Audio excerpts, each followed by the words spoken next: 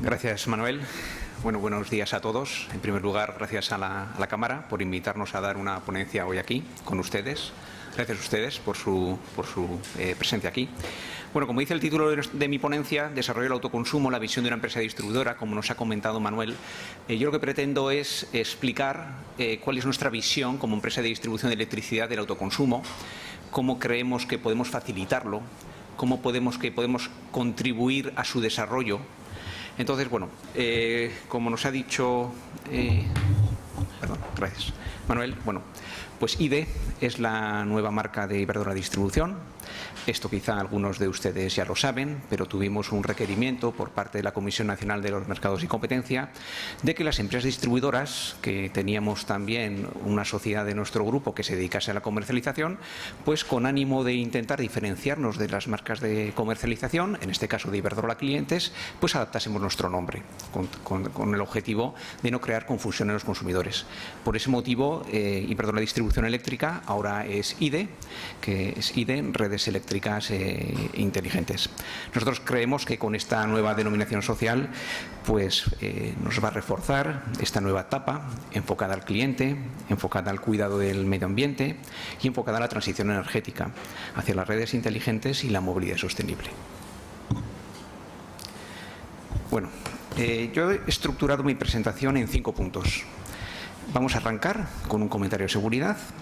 Luego vamos a hablar un poquito de autoconsumo. He intentado condensar un decreto de 60 páginas que tiene muchas definiciones y fórmulas en 3 slides, con algunos conceptos básicos. Luego vamos a hablar un poquito de la guía del IDAE, porque creo que es muy útil y ustedes seguro que la conocen, pero si no, se lo recuerdo.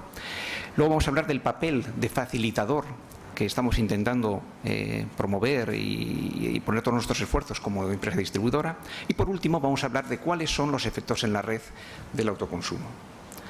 Bueno, como he dicho, para IDE la seguridad es lo primero, es la prioridad número 1 para las personas, tanto nuestros trabajadores, nuestras contratas, el público en general, en todos los trabajos que realizamos, en todas las instalaciones. Nosotros siempre actuamos siguiendo estrictamente nuestros procedimientos y nuestras reglas. Para nosotros la prevención está en el día a día y tenemos objetivos muy claros de cero accidentes.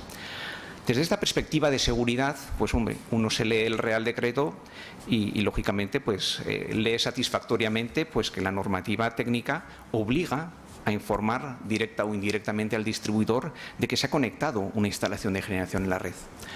Nosotros siempre nos preparamos para lo peor esperando lo mejor. Y es verdad que esto es debido a que a nadie le interesa tener autoconsumo no declarado, que pudiera ser potencialmente peligroso. También la norma de autoconsumo vela por la seguridad de los propietarios. Establece que para aquellas instalaciones de más de 800 vatios se necesite un circuito dedicado y un diferencial especial dedicado. En definitiva, que la seguridad debe ser una prioridad para todos, para distribuidores, para instaladores, para clientes, para todos los agentes involucrados en el autoconsumo.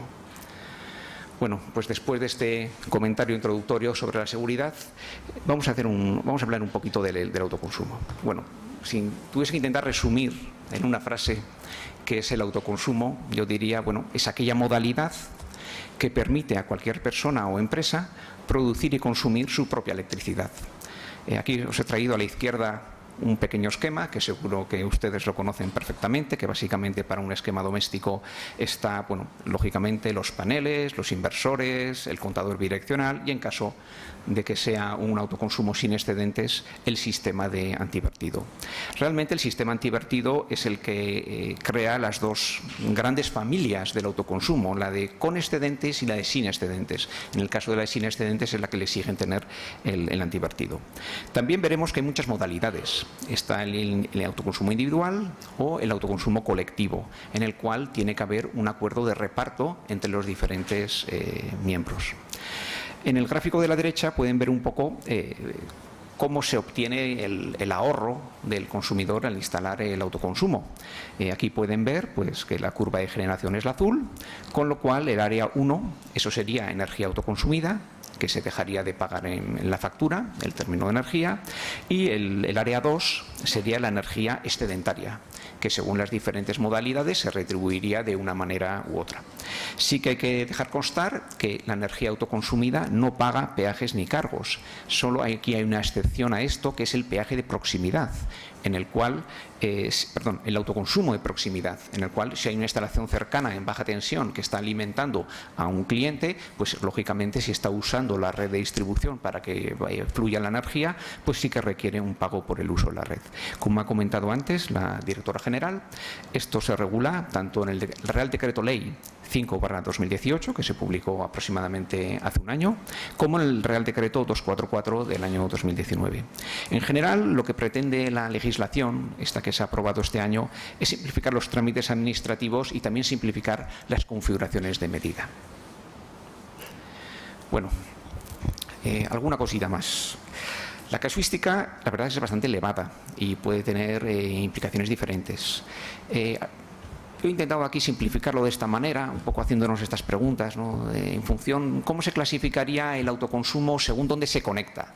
Bueno, aquí he puesto el simbolito rojo para el caso de sin excedentes y el simbolito amarillo el de con excedentes, y viendo lo que aplicaría en cada uno. Bueno, según dónde se conecta, se puede conectar en la red interior propia de un consumidor, en las instalaciones comunes. Podríamos estar pensando en una comunidad de vecinos que se conecte a la instalación común de la comunidad de vecinos, y en el caso de autoconsumo de proximidad a la red de distribución. También respecto al tipo de sujetos, me refiero a tipo de sujetos desde la perspectiva del sector eléctrico. El autoconsumo sin excedentes solo existe un sujeto, que es el consumidor. En cambio, cuando hay excedentes, hay dos sujetos desde la perspectiva del sector eléctrico, que es el consumidor y el generador. ¿Y eso por qué es importante? Porque, lógicamente, al existir también la figura del generador, también habrá que realizar los trámites oportunos de acceso y conexión. Es decir, nosotros consideramos el autoconsumo, en este caso, como que hay dos figuras, uno que consume y uno que genera, y la red tiene que estar preparada, tiene que tener capacidad para ambos escenarios, para cuando consume y para cuando genera. Respecto al acceso y conexión, bueno, lógicamente las instalaciones sin excedentes están exentas del trámite, y también lo están aquellas que sean de menos de 15 kilovatios y tienen suelo urbanizado. El resto, lógicamente, pues tienen que solicitarlo. Y respecto a las modalidades económicas, aquí solo me refiero a las de con excedentes. Lógicamente la de sin excedentes ya tiene el ahorro implícito, no va a recibir ningún pago. Existen dos tipos, la que llaman el tipo A, que es la compensación simplificada mensual. Luego veremos un ejemplito de la guía del IDAE.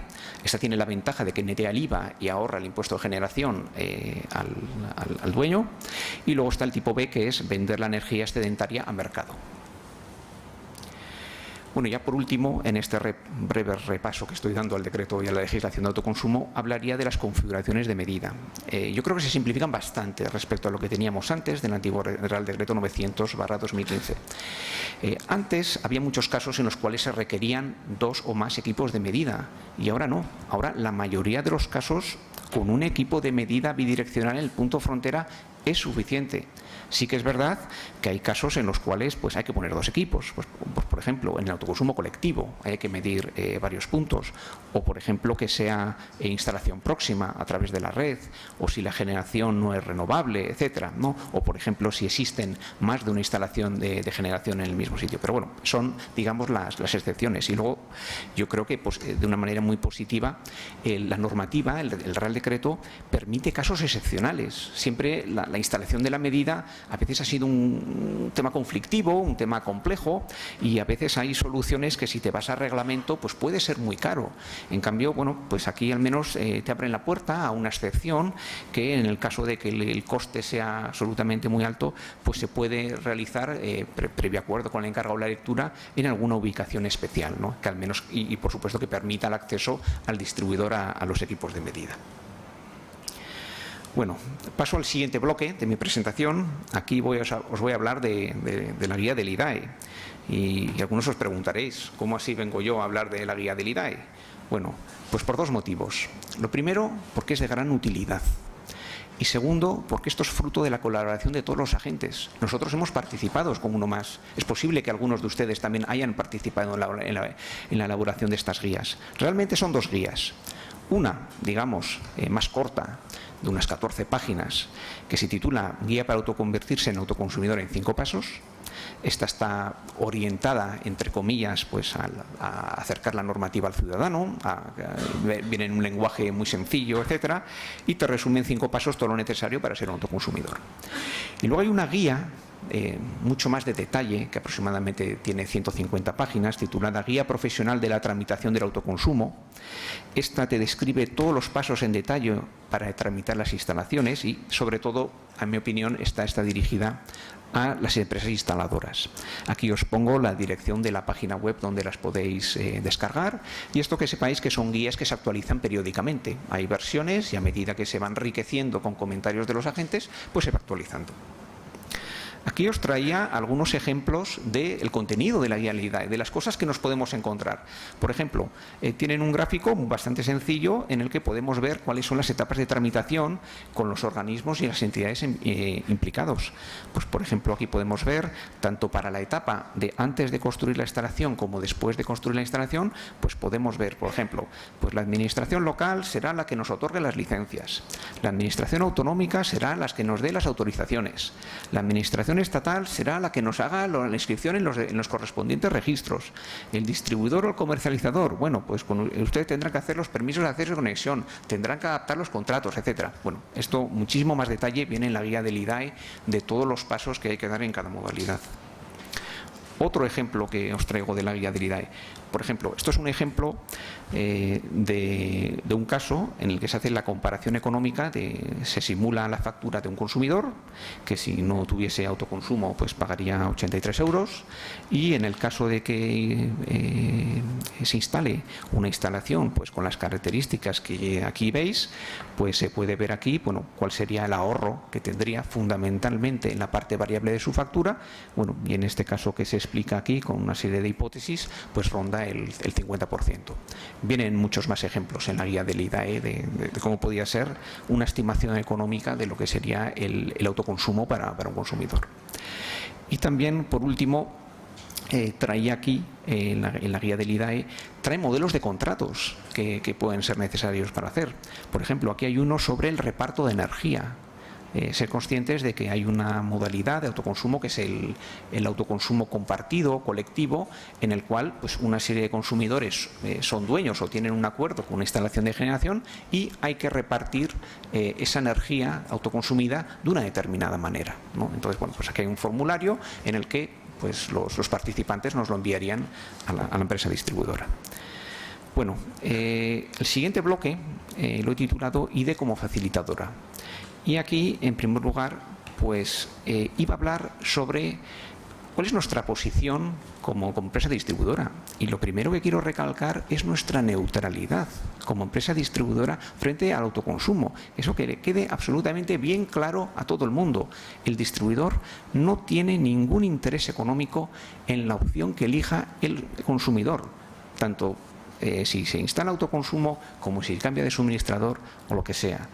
Y es un poco explicar nosotros las empresas distribuidoras, nuestra función, tenemos una función recaudadora, es decir, nosotros aplicamos los peajes y los cargos a los consumidores, a la generación, y con ese dinero que obtenemos de todos los consumidores de energía eléctrica a los que suministramos, pues ese dinero no es nuestro, entre comillas, nosotros lo ponemos en un procedimiento que dirige la CNMC llamado procedimiento de liquidaciones, y de ese dinero sale el dinero que nos va a retribuir por realizar nuestra actividad. Es decir, que nosotros no nos quedamos, entre comillas, con todo el dinero que recaudamos por peajes, sino que lo ponemos en un sistema que se reparte y del cual se deriva cuál es nuestra retribución. Pero yo aquí quiero hacer hincapié en que realmente la retribución que nosotros que obtenemos por realizar nuestra actividad es independiente, primero, de cuánto recaudamos. ¿Y en qué está basada? Pues está basada en unos parámetros que son los que rigen nuestra actividad, las inversiones que hacemos, los gastos que tenemos, la tasa de rentabilidad que establece la CNMC para la actividad. Es decir, este es el sistema que rige lo que yo voy a ganar o perder. Es decir, nosotros no perdemos nada porque no perdemos nada porque se desarrolle el autoconsumo, no nos afecta económicamente. Entonces, de hecho, nosotros ahora están en trámite varias circulares en la CNMC. Una de ellas es la de la retribución de la distribución, y nosotros le hemos sugerido proactivamente al regulador que, al igual que tenemos algún incentivo a la mejora de las pérdidas o a la mejora de la calidad, pues que nos pongan algún incentivo ligado a la transición energética, que de alguna manera pues nos pongan un reto, un objetivo de integrar generación renovable, de integrar autoconsumo, y que en función de cómo hagamos frente a ese reto que me pongan, pues pueda tener un pequeño incentivo económico, ¿no? Pero bueno, yo con esta diapositiva, en resumen, lo que quería decir es que nosotros no tenemos ningún incentivo económico en la opción de que tenemos que elija el consumidor, que para nosotros esto es un tema neutro, y que nosotros, como empresa distribuidora, lo que estamos intentando es favorecerlo. Os traigo aquí una estadística que prueba ello. Estos son los últimos datos oficiales de la CNMC sobre tramitación de instalaciones de autoconsumo en España. Es verdad que están un poco desactualizados, pero son los últimos que existen. Y aquí, esto es cuando se clasificaban las instalaciones de autoconsumo en el tipo 1 y en el tipo 2.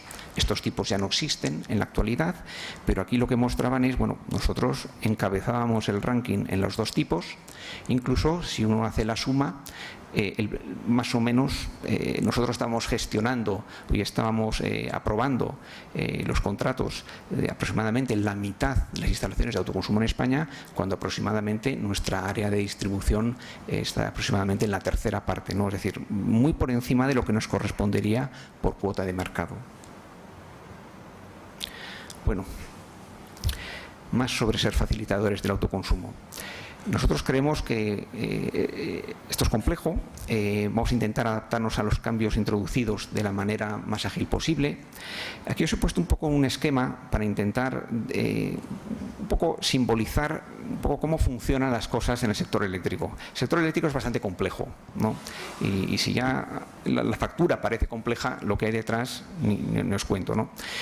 Nosotros, entre los distribuidores y los comercializadores, intercambiamos ficheros de información.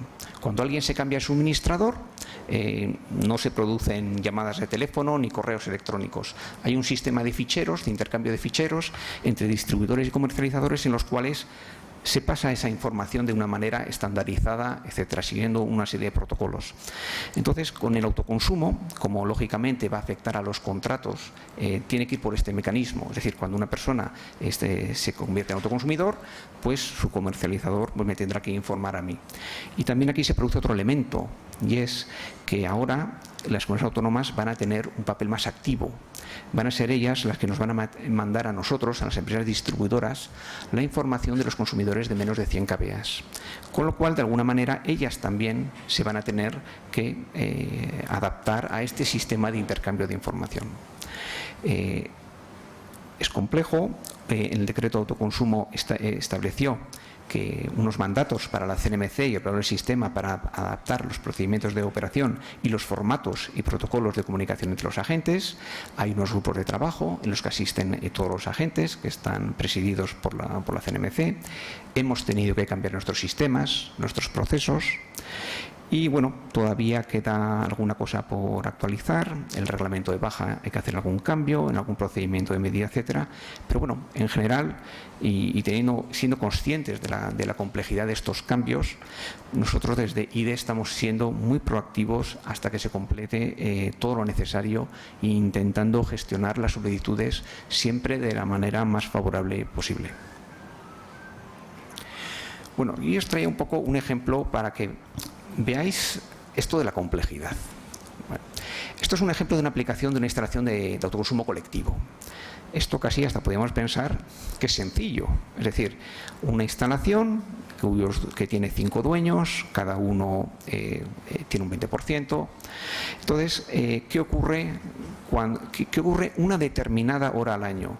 Pues aquí hay que tomar 5 medidas. Nosotros tenemos que leer el contador de generación, tenemos que repartir esa energía generada entre los 5 clientes, y luego para cada uno de los clientes tenemos que hacer varios cálculos. Uno, bueno, leer el contador del cliente, y luego tenemos que determinar cada hora para cada cliente cuánta energía ha autoconsumido, cuánta energía ha vertido a la red y cuánta energía, en su caso, ha tomado de la red. Entonces hay que hacer una serie de cálculos bastante complejos durante todo el año. La verdad que las incidencias son mínimas, pero en caso, por ejemplo, que una lectura horaria sea errónea o lo que sea, pues eso podría dar lugar a alguna reclamación o alguna facturación. ¿Con esto qué quiero decir? Que estamos ante una modalidad, un mecanismo que es bastante complejo, y nuestra recomendación es que empecemos por lo fácil y luego ya lo evolucionaremos según la experiencia. Es decir, hay agentes que reclaman que se permitan modalidades de autoconsumo dinámico, en el cual, por ejemplo, en este caso, pues el cliente número 2 podría pensar que, como no está consumiendo él, ¿por qué no le vende la energía al cliente número 3, que sí que tiene más demanda que lo que le correspondería como generador? No nos oponemos, lo que decimos es empecemos por lo sencillo. Esto ya es suficientemente complejo, suficientes cálculos hay que hacer, vamos a empezar con lo fácil, hagamos los casos fáciles bien y cuando esto sea robusto ya lo complicaremos. ¿Algún tema pendiente?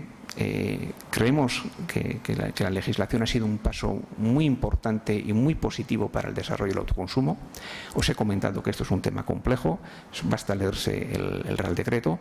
Y bueno, queda algún aspecto que quizá está pendiente de aclaración o desarrollo posterior. Uno de ellos fue el tema del número de sujetos. Os he comentado antes que si tienes excedentes ya eres un sujeto generador. Bueno, antes eso no era así. Antes, aunque tuvieses excedentes, pero si no tenías 100 kilovatios, no eras un sujeto generador. La consecuencia de esto es que afecta a la necesidad de seguir garantías en el acceso y la conexión. O, por ejemplo, alguna cosa que nosotros no hemos visto muy claro, el tema de los kits enchufables, si se pueden conectar, si son de menos de 800 vatios, pues no se exige circuito dedicado, en cambio sí se exige antivertido. Nosotros somos firmemente defensores del circuito dedicado. También en la legislación hay alguna simetría entre las exigencias. Resulta curioso cómo el de menos de 15 kilovatios está exento de acceso y conexión, pero en cambio si tienes más de 10, pues te exigen proyecto y no memoria de la instalación. También este decreto, el decreto de autoconsumo, pues fuerza o de alguna manera deja pendiente que haya que revisar el decreto de instalaciones de baja potencia, el 1699, que ahora con este cambio pues realmente solo aplicaría la parte técnica de protecciones y no la parte administrativa, ¿no? Entonces aquí un poco como mensaje pues que convendría además cohesionar o revisar toda la normativa de acceso y conexión. Como os comentaba antes, siempre y cuando un autoconsumidor vierta a la red, es un generador. Y ahora está en trámite también una propuesta de circular por parte de la CNMC sobre acceso y conexión, que lógicamente afectaría también a los autoconsumidores en su vertiente como generadores. Y bueno, yo aquí simplemente os quería comentar algunas cosas, algunos comentarios que nosotros hemos presentado como IDE en el trámite de audiencia para intentar facilitar el acceso y conexión de las renovables. Antes de comentaros los puntos, simplemente os he puesto aquí unos pantallazos. Estos pantallazos son de nuestra filial SPI Energy Networks del Reino Unido, de Escocia, en lo cual esto llegará a España. De hecho, en la circular de acceso y conexión establece la obligación de poner mapas de capacidad. Esto lo tendremos dentro de poco también en España, en la cual, ahí ya lo tienen implantado en el Reino Unido, se muestra información a los generadores de cómo está la red. Es decir, si alguien va a Escocia, ve esto y dice, bueno, está claro que conectarse por la zona del sur pues está peor que conectarse cerca de Glasgow, ¿no? Ve los puntos rojos, los puntos verdes, y lo mismo podría ocurrir en la zona de Liverpool. Esto yo creo que es una herramienta muy buena que se puede facilitar, que se puede aportar a los solicitantes de acceso y conexión, para al menos que tengan una idea de cómo está la red. Es verdad que esto no es un estudio detallado, no es un estudio detallado concreto de cómo sería, pero al menos al solicitante le da una idea de lo fácil o difícil que puede ser conectarse en una determinada zona de la red. Bueno, esta circular de acceso y conexión va a cambiar los criterios para determinar la capacidad de acceso. Yo creo que eso es un tema muy importante. También establece ciertos hitos para evitar la especulación, es decir, algunos hitos de cumplimiento en los cuales, pues si no se cumplen, pues se perdería el acceso a conexión. Esto es muy bueno. Yo creo que a nadie le interesa la especulación, a nadie le interesa que la red esté, iba a decir la expresión, hipotecada por peticiones que no se llevan a término. Eso perjudica al que viene después, al que realmente, al que viene más en serio, ¿no? frente al que la ha hipotecado. Entonces, bueno, la circular de acceso y conexión, pues bueno, trae una serie de temas relacionados para intentar evitar la especulación y que realmente sean los proyectos que realmente van en serio los que puedan salir adelante. También mete nuevos conceptos de capacidad variable y conexiones flexibles. Históricamente siempre hemos dado la capacidad de red de una manera muy conservadora, un poco pensando siempre el escenario más desfavorable, pero también quizá tenemos que pensar en que primero puede haber gente que se quiera conectar de una manera no tan firme. Quizá hay gente que aceptaría conectarse sin cumplir el criterio, por ejemplo, el criterio de red N-1. Eso, lógicamente, le ahorraría refuerzos de red y permitiría que se conectase antes. Y también tenemos que intentar buscar la manera de esa capacidad sobrante que se da en la red durante muchas horas, que no son las horas más desfavorables, cómo utilizarla bien, ¿no? De alguna manera, cómo optimizar mejor el uso de la red. Otra cosa que propusimos nosotros desde IDE fue intentar promover que se puedan realizar estudios conjuntos de varias solicitudes, es decir, que cuando me lleguen las solicitudes de acceso y conexión, no tratarlas una a una, sino si me llega una y la semana siguiente me llega una muy cercana en la misma zona que pueda tener afección, bueno, quizá la solución óptima es tratarlas conjuntamente, no tratarlas individualmente, ¿no? O también buscar o promover estudios zonales coordinados con las administraciones, de buscar zonas más fáciles de paso para el desarrollo de infraestructuras, que nos minimicen las tramitaciones medioambientales, etcétera. Entonces, bueno, esto es simplemente un breve repaso a una serie de comentarios que hizo IDE en el trámite de audiencia, todo enfocado a intentar que con estas mejoras pues la red de distribución sea capaz de conectar pues de manera eficiente gran parte de las nuevas instalaciones, ¿no? Bueno, ya por último, yendo al último bloque de mi presentación, vamos a ver los efectos de la red del autoconsumo. Vamos a empezar por las pérdidas. Ya he comentado antes que la directora general que el autoconsumo reduce las pérdidas de red. Yo aquí os he traído un poco un resumen muy breve de un estudio que realizamos conjuntamente con la Universidad del País Vasco. Ahí tienen el código QR, que lo pueden fotografiar para acceder al informe, y se analizaba el autoconsumo en dos escenarios. Uno, lo que llaman ellos es autoconsumo instantáneo, que realmente es el que se consume en el momento, y el autoconsumo diferido, el cual pues sería que se vierte el exceso y en otro momento se consume, lo que podría ser el de compensación, por decirlo así.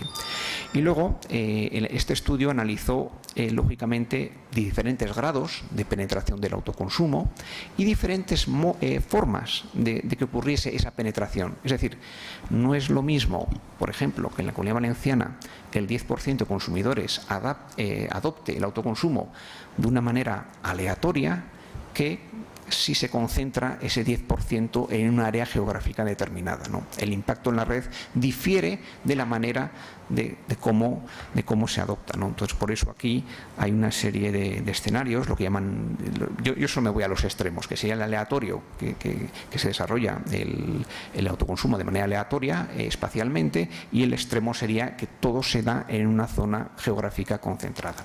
Entonces, bueno, el autoconsumo instantáneo siempre reduce las pérdidas de red, siempre, ese no hay duda. Pero en cambio, el autoconsumo diferido, se puede dar el caso de que ante elevadas penetraciones del autoconsumo y elevadas concentraciones, las pérdidas de red aumenten. Es decir, que, por ejemplo, que tengas un área en la que hay muchísimo autoconsumo, que todo está concentrado geográficamente y que vierten y luego consumen. Entonces, hay algún caso en los cuales podrían llegar a aumentarse las pérdidas de red. Respecto a las tensiones, bueno, pues el estudio, las conclusiones son muy similares. En el caso del autoconsumo instantáneo, no hay variaciones de tensión significativas ni en alta, ni en media, ni en baja tensión. Para un escenario aquí creo que está puesto de una generación fotovoltaica del 30% de la demanda. En cambio, cuando el autoconsumo es diferido, es decir, cuando se vierte y luego se consume posteriormente, y también volvemos a lo de siempre, cuando este autoconsumo se concentra geográficamente de manera muy fuerte o muy extrema en una determinada área, sí que puede haber un problema de tensiones, tanto al alza como a la baja. Nosotros aquí simplemente quería apuntar que por parte de IDE estamos trabajando en el desarrollo de soluciones tecnológicas para controlar mejor las tensiones derivadas del autoconsumo y de la generación distribuida en general, por el empleo de transformadores OLTC, que tienen una relación de espiras de tomas variable, de tal manera que el propio transformador puede adecuarse a la situación de tensiones de la red para mantenerla siempre dentro de los márgenes reglamentarios. Bueno, y esto simplemente, yo creo que es mi última transparencia. Os quería presentar otro estudio, este es del EPRI, Electric Power Research Institute, de Estados Unidos, que habla sobre el valor de la red, lo titulan de Integrated Grid. Y aquí, bueno, aquí también tenéis el código QR. Aquí, este estudio básicamente habla de los 5 beneficios que aporta la red al cliente. Uno es la fiabilidad, ¿no? Es decir, oiga, usted tiene algo, la red, que está disponible en el 99,9% del tiempo, pero no solo está ahí, sino que incluso pues, le da el startup power, ¿no? La potencia de arranque permite pues, para que todos los clientes que tengan algún motor de inducción pues, tengan la potencia necesaria para poder arrancarlos. Garantizan también la calidad del voltaje, ¿no? La calidad de onda. Permite las transacciones de energía. El estar conectado permite esto, que el que está conectado pueda vender y comprar energía, y luego el tema de la eficiencia, porque considera que desde el punto de vista económico es lo más eficiente. Bueno, no me voy a extender en esto más, porque luego en la mesa redonda tengo una pregunta que trata sobre este tema, pero bueno, simplemente recalcar pues, que la conectividad aporta muchos beneficios y que la red es clave para el desarrollo de los recursos distribuidos. Muchas gracias.